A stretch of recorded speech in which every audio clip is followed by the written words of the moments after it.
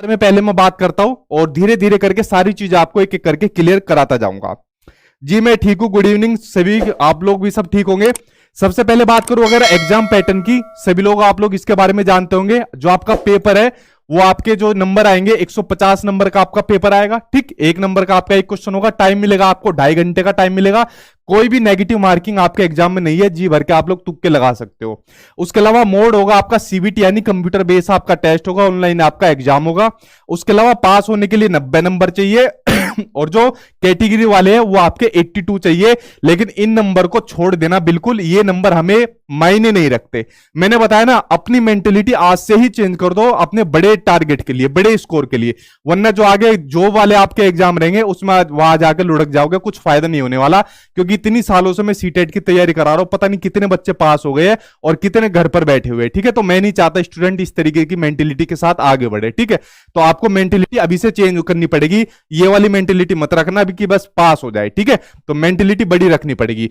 Validity जो CTET की है वो अब लाइफ टाइम हो गई है। उसके साथ एनसीटी का एक नोटिस भी आ चुका है कि अगर आप अपने टीचिंग ट्रेनिंग कोर्स के अंदर एनरोल करते हो, अगर आप अपने कॉलेज के अंदर पहला दिन भी आपने एडमिशन ले लिया और अपना सीटेट का एग्जाम पास कर लिया, तो भी आपका जो है सीटेट का जो सर्टिफिकेट है वो हमेशा के लिए लाइफ टाइम आपका वैलिड रहेगा।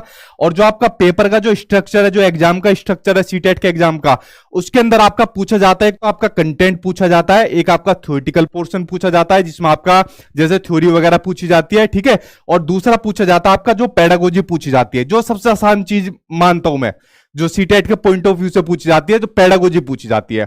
अब जो पेडा कंटेंट के लिए आपको क्या पढ़ना है और जो चीज मैंने आपको पढ़ा दी वो कहां से आपको कवर करनी है, और पेडागोजी के लिए आपको क्या पढ़ना है, इन सभी के ऊपर एक एक करके मैं आपको सारी चीजें बताता हूं, ध्यान से सुनते जाना। अगर आपने इस चीज को 1 महीने में भी फॉलो करा ना, तो देखना कितना बढ़िया स्कोर आप लोगों का आएगा। बस आपको समझती जानी है एक एक करके सारी चीजें, आज की वीडियो के अंदर मैं आपको बताता जाऊंगा। तो एग्जाम पैटर्न आई होप आपको पता चल गया होगा, बहुत से बच्चों को पता भी होगा। ये थोड़ी सी नजर एक बार और डाल लीजिए इस बेसिक जानकारी के ऊपर। जो आपके पेपर होते हैं, पेपर 1 आपका 150 का आता है, पेपर 2 भी 150 का आता है। पेपर 1 के सब्जेक्ट आपके सामने दिए हुए, सीडीपी 30 की, ईवीएस 30 की, मैथ 30 का, और 2 लैंग्वेज आपको दी होती है। कोई भी 2 लैंग्वेज आप लोग ले सकते हो। कुछ बच्चे कंफ्यूजन में रहते हैं कि मान लीजिए लैंग्वेज सेकंड के अंदर मान लीजिए हमने संस्कृत ले लिया तो आगे जाके क्या हमें कोई दिक्कत आएगी? कोई दिक्कत आपको नहीं आएगी। जो भी आप 2 लैंग्वेज लेना चाहे जिसमें कंफर्टेबल हो, तो 2 लैंग्वेज आप ले सकते हो। सीडीपी दोनों पेपर की सेम आती है, सिलेबस सेम है, कोई चेंज देखने को नहीं मिलता। दोनों लैंग्वेज जो दोनों पेपर की रहती है सेम होती है, कोई चेंज उनके अंदर देखने को नहीं मिलता।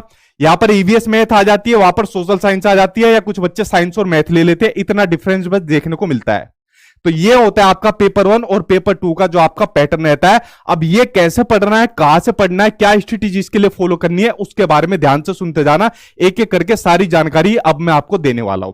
अब यहां से शुरू होती है मेन आपकी चीज जो मैं अब आपको बताने वाला हूं, ठीक है। अब इसी के अंदर आधे में आपका जो होता है कंटेंट आता है, आधे में पेडागोजी आती है, ये आपको पता होगी। जैसे मान लीजिए आपकी सीडीपी है, इसमें 15 में कंटेंट आएगा और 15 में पेडागोजी आएगी। ये सारी जानकारी एक एक करके मैं आपको देने वाला हूं।